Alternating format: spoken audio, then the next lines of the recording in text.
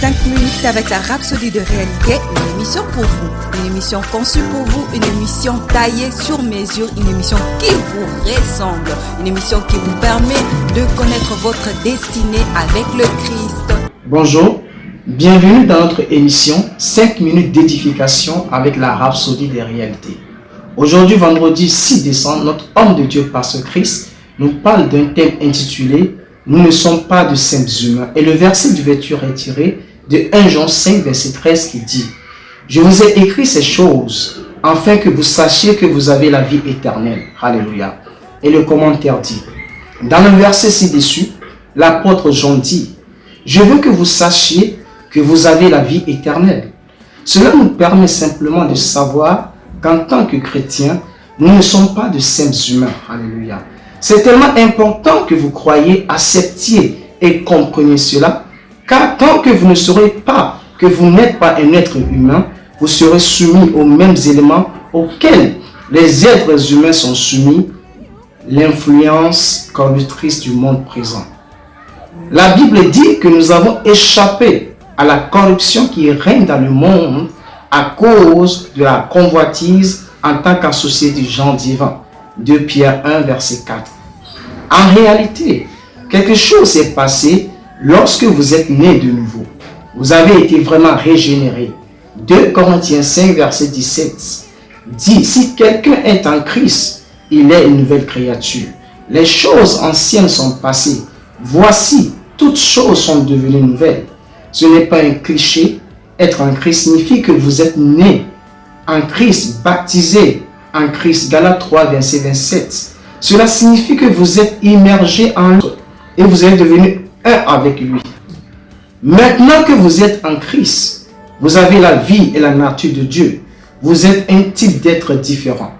Et selon la Bible, vous n'avez pas deux natures. Votre ancienne nature a été crucifiée avec Christ. Romains 6, verset 6.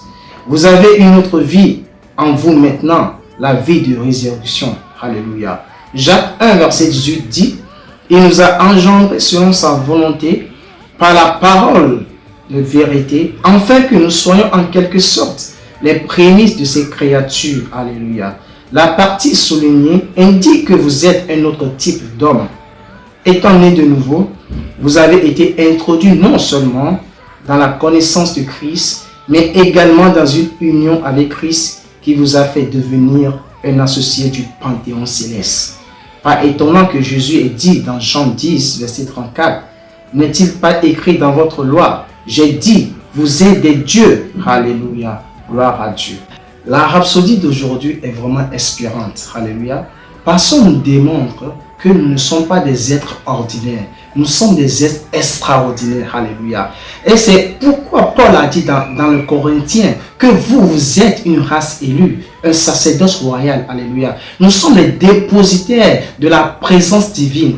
Nous sommes les ambassadeurs de Christ. Alléluia. Nous sommes les produits de Christ. Alléluia. Donc nous devons en tant que chrétiens savoir que nous sommes des êtres extraordinaires. Nous allons prendre quelques secondes pour méditer sur cette rhapsodie. Alléluia.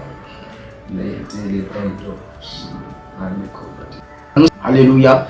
Nous allons prendre la confession et vous allez répéter après moi. Je suis un homme du genre divin, car j'ai la vie et la nature de Dieu dans mon esprit. J'ai cessé d'être un humain, car j'ai été amené non seulement à une connaissance du Christ, mais également à une union avec lui, qui a fait de moi un associé du Panthéon céleste. Je sais qui je suis. Par conséquent, je règne et domine dans cette vie, prévalant glorieusement par la puissance du Saint-Esprit. Amen. Et les études approfondies se trouvent dans Psaume 82, versets 5 à 6, dans Jean 1, verset 12 à 13, et dans 2 Pierre 1, verset 4. Soyez bénis. Vous avez été bénis par ce message.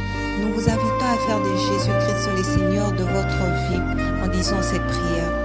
Seigneur Jésus, viens dans mon cœur et deviens le Seigneur de ma vie.